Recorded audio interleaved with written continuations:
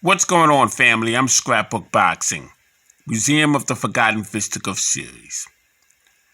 Now, we've talked about Black Murder's Row in several videos. First, second, and third wave. We talked about the scheduling. We went into detail about specific fighters. Let's take a look at some visual of the Black Murder's Row. Right now, we're looking at Sam Langford.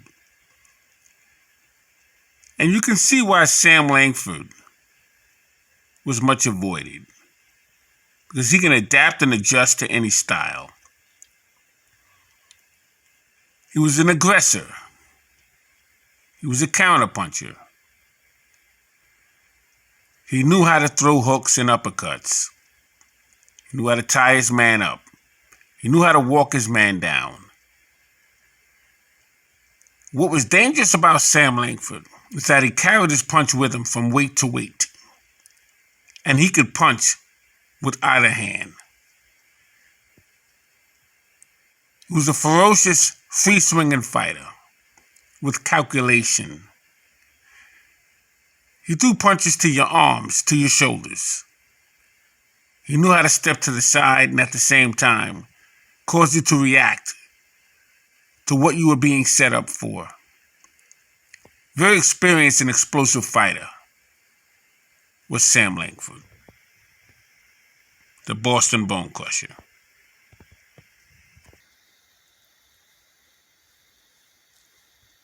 Sam Langford was a 5-time colored heavyweight champion, 1-time colored middleweight champion. He was a Mexican and Australian heavyweight champion. He was avoided by many.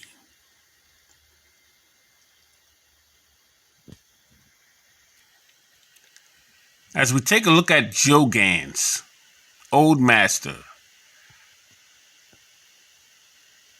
Joe Gans really knew how to set his man up. He was a master at the jab and the 1-2 combination because he invented it. He was also a two-fisted puncher. Joe Gans could stand right in front of you.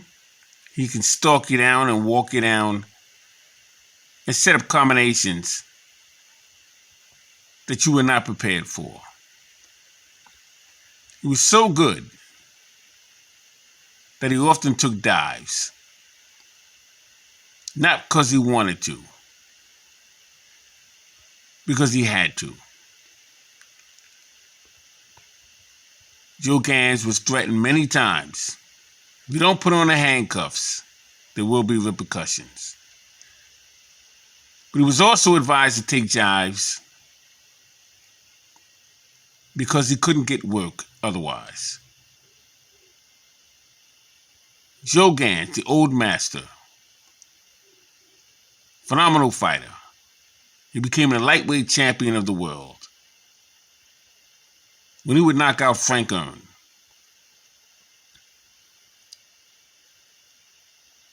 Masterful fighter was Old Bones, Old Master, Joe Gans.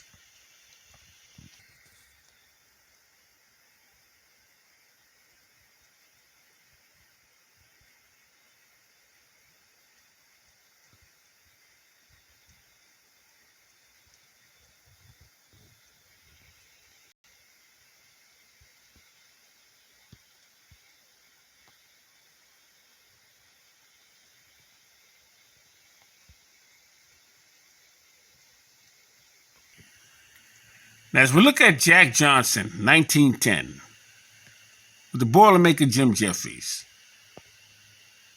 Jack Johnson was a defensive wizard, but he was one of the first fighters who knew how to set traps for his opponent, get him to open up at the point of fatigue, and get his man out of there.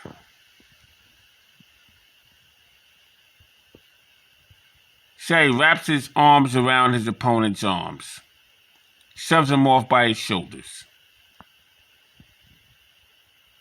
He's about to take out Jim Jeffries. This fight took place in 1910. Back in 1904, he was trying to get a fight with Jim Jeffries. Jim Jeffries avoided Jack Johnson, who claimed that he would draw the color line. He knew the talent that Jack Johnson had, and he refused to be humiliated by losing to a black fighter. But this time would come in 1910, as Jack Johnson knocks out the Boilermaker, Jim Jeffries.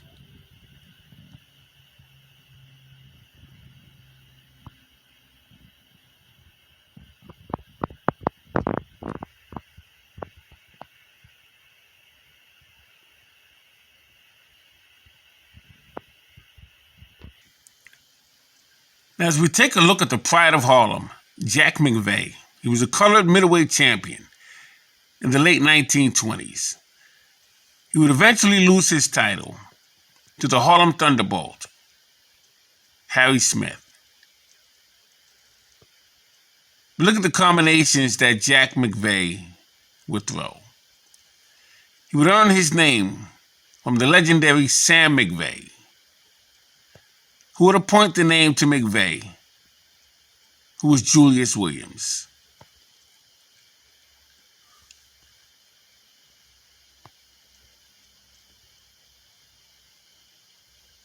Now, Jack McVeigh was a two-fisted puncher.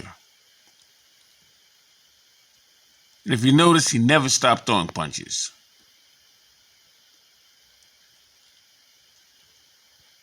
He never got a fair shot at the world middleweight established title. But with little opportunity he had, he made the best of it. Very good, underrated fighter from Harlem. His name was Jack McVeigh, the pride of Harlem, Julius Williams.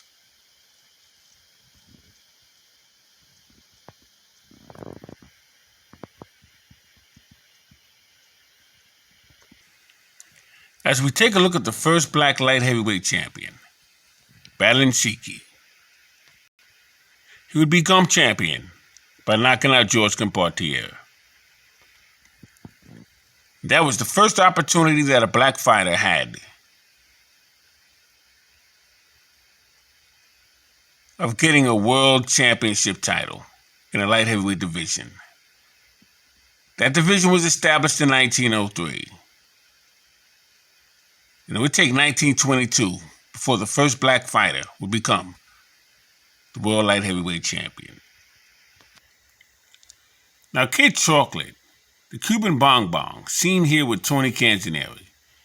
Kid Chocolate was the junior lightweight champion, and Tony Canzoneri was the world lightweight champion. And Kid Chocolate was the second black featherweight champion.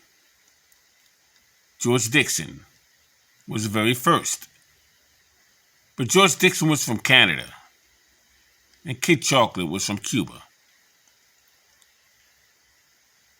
You didn't have an American featherweight champion who was black.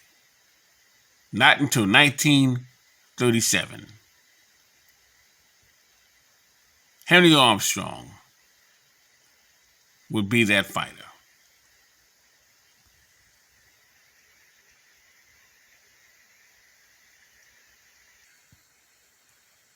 Now here you see William Landon Gorilla Jones as he takes on Marcel Theo. William Jones would be the second black established world middleweight champion. He would defeat Old John Piazza when Mickey Walker would relinquish his middleweight championship strap. Mickey Walker would get that title from the first black world middleweight champion, Theodore Tiger Flowers. William Gorilla Jones, very good fighter he was. He would get a shot at the middleweight championship crown. Something Harry Smith and Jack McVeigh, as well as Len Johnson, would never receive.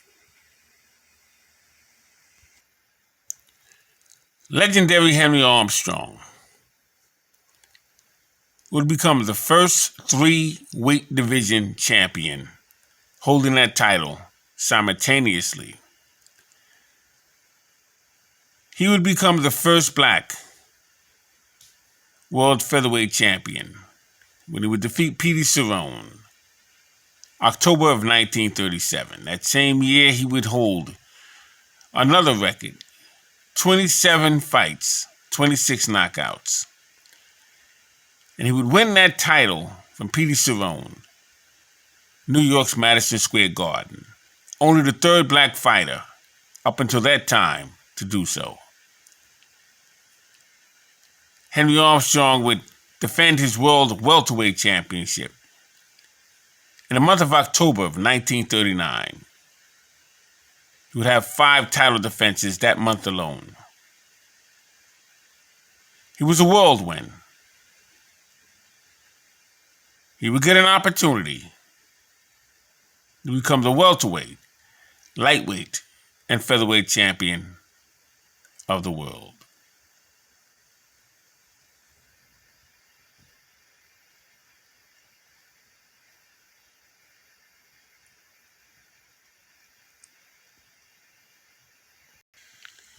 Now, the second black heavyweight champion, Joseph Louis Barrow, would win his title in 1937, Comiskey Park in Chicago. He would knock out Jimmy Braddock in 8 rounds. 25 title defenses, 12-year reign. One of the most devastating punches in boxing history. Joseph Louis Barrow would finally get his shot. From 1934, when he turned professional, to 1937, when he would get that opportunity. He would retire in 1949. As champion, he would leave the ring in 1951 and facing Rocky Marciano in New York's Madison Square Garden. Joe Louis, one of the greatest heavyweight champions of all times.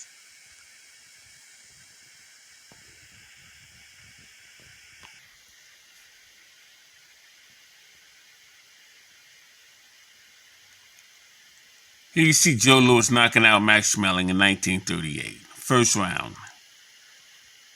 He threw combinations at Max Schmeling. Max Schmeling was unable to counter, and he would be knocked out in the very first round. One of Joe Louis's highlight moments of his boxing career.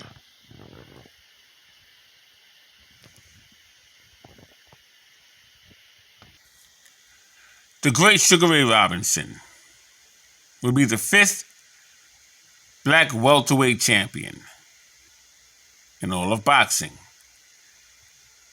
December 20th, 1946. He would defeat Tommy Bell. But then he would also become a 5-time middleweight champion. Ray Robinson, greatest pound-for-pound fighter in boxing history. One of the quickest combination punches, could knock you out with either hand. Known as a ring great. He was famous for his triple and quadruple left hooks. He could hook off the jab better than many. And he gave all his opponents hell. He would normally win the rematch. One hell of a fighter was the great Sugar Ray Robinson.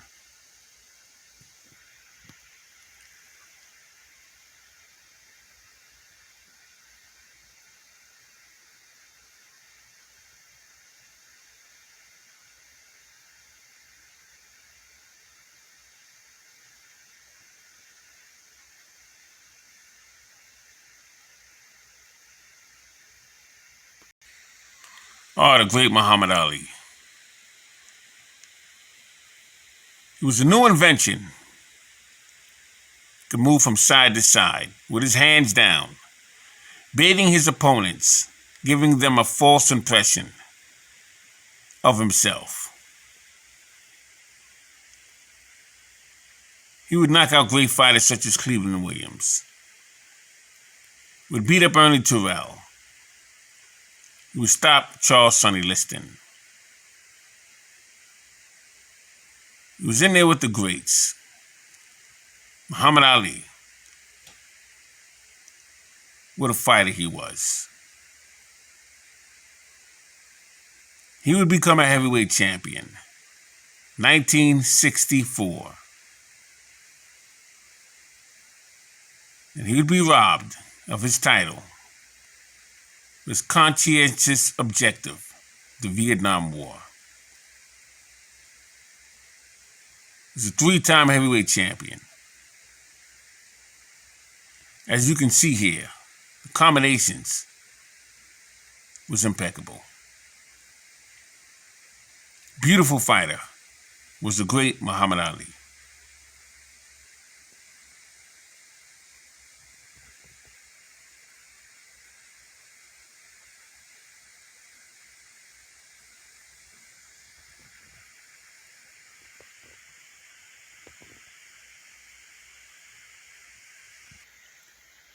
WBA and WBC, Thomas Hearns and Ray Leonard would mix it up in 1981. And this was the fight that everyone was waiting for. The two best welterweight champions in the world. Phenomenal fighter was Thomas Hearns, and a master boxer was Ray Leonard.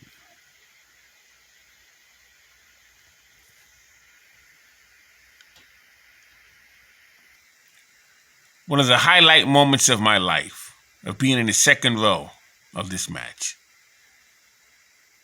And it was everything built up to be what it was created to be.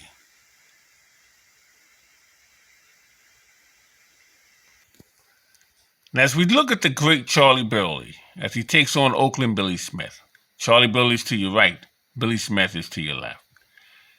And Charlie Burley would become the colored welterweight champion, 1938, when he would defeat Coco Kid. He would also become the colored middleweight champion when he would defeat Holman Williams, 1942. But then he would become the California light heavyweight champion when he would defeat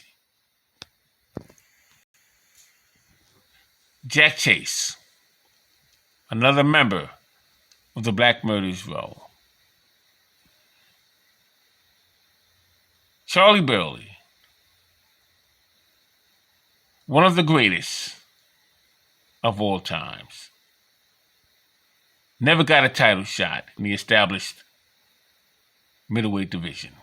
He was avoided by Tony Zale and Marcel Sedan. Holman Williams takes on Young Jing Buffalo. Holman Williams has Young Jing Buffalo against the ropes. He was a colored middleweight champion, a member of the Black Murderers Row.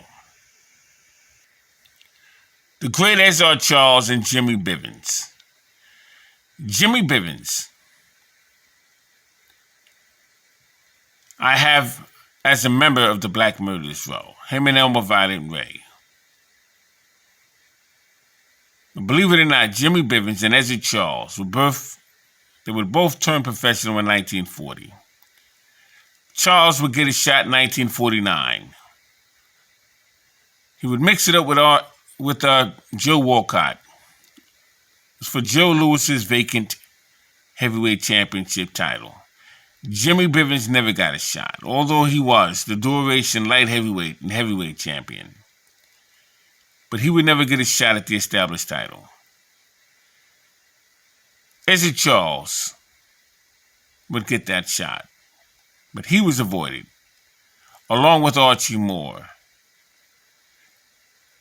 along with Holman Williams, and Charlie Burley, as well as Coco Kid, for the World Middleweight Championship title that was held by Tony Zale.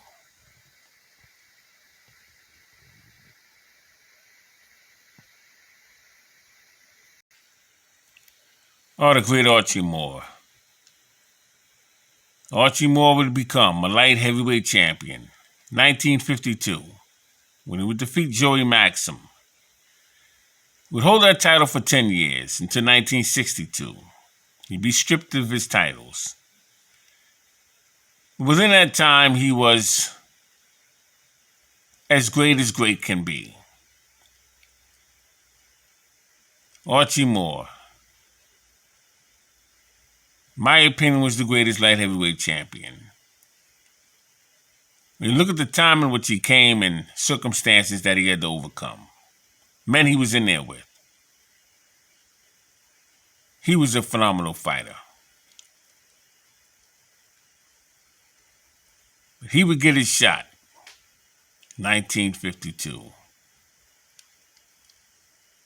John Henry Lewis would get his shot in 1935 when he would defeat Bob Olin. Before him, Balansiki would take out George Compartier. Archie Moore would be the third light heavyweight champion as a black fighter. The old mongoose, Ancient Archie Moore. Now, when you mention the word greatest, be very careful how you use that word, because the bar has been set by a young man who lived in Bronxton, Massachusetts. He was a middleweight, southpaw. Remind me of Larry Estridge.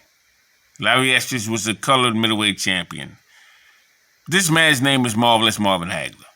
He had no mercy on his opponents. Had the pleasure of being at many of Marvin Hagler's fights. This fight with Thomas Hearns was a ring classic. I was right there in the second row of that match. R.I.P. the Marvelous Marvin Hagler. One of the greatest middleweight champions of all times. Absolutely no question about it. He would get a shot, finally, against Alan Mentor, man you're looking at here. He would unfortunately not be able to celebrate his victory in the ring, as he knocked out Alan Mentor in the third round. Everything but the kitchen sink was thrown in the ring at Marvin Hagler. I saw Marvin Hagler and Bad Benny Briscoe, 1978, at the Philadelphia Spectrum. I watched him defeat John the Beast Mugabe in Las Vegas, Nevada. I watched him knock out Thomas the Hitman Hearns, as well as Mustafa Hamshaw, New York's Madison Square Garden. What a fighter Marvelous Marvin Hagler was.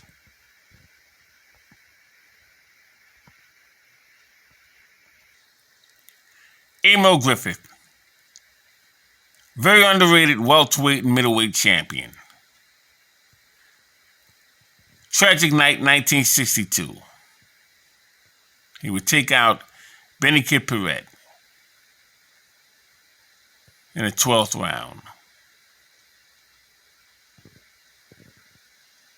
What a fighter Emil Griffith was.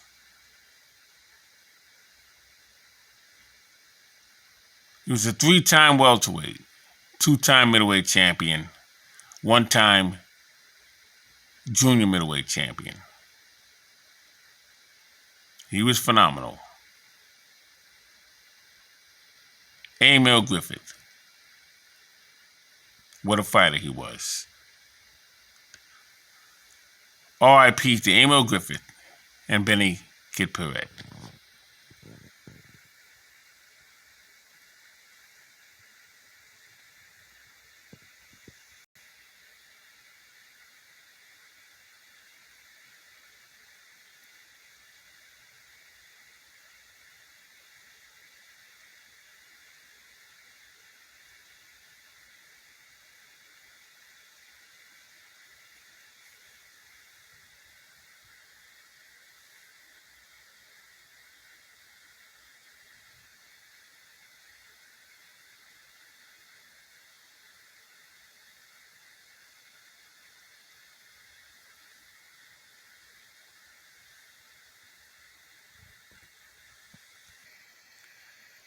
Ike Williams, Bojack, two of the greatest lightweight champions during the 1940s. These two men would meet 3 separate occasions. Philadelphia, 1948, and Augusta, Georgia, 1955. They would both retire together. 1955 would be their last match. But in 1948, the world lightweight champion, Ike Williams, would take out the former New York Sack lightweight champion, Bojack, 6 rounds. And this was a hell of a fight.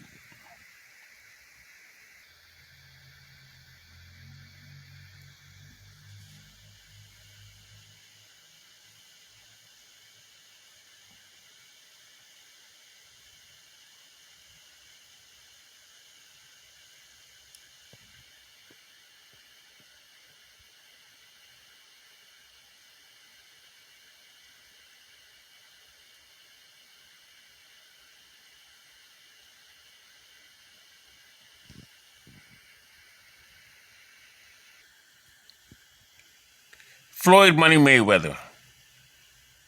Out of all what has been sacrificed from the black fighters that we've seen, Floyd Mayweather has showed the big payoff. He was an extreme talented fighter during his reign.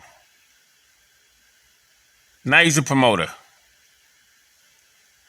But Floyd Mayweather was the best in his era.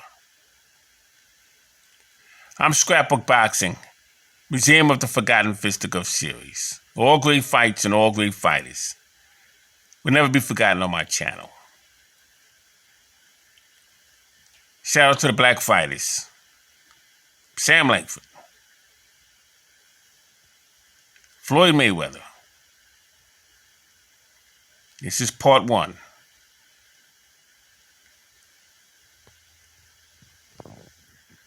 Thanks for watching. Peace.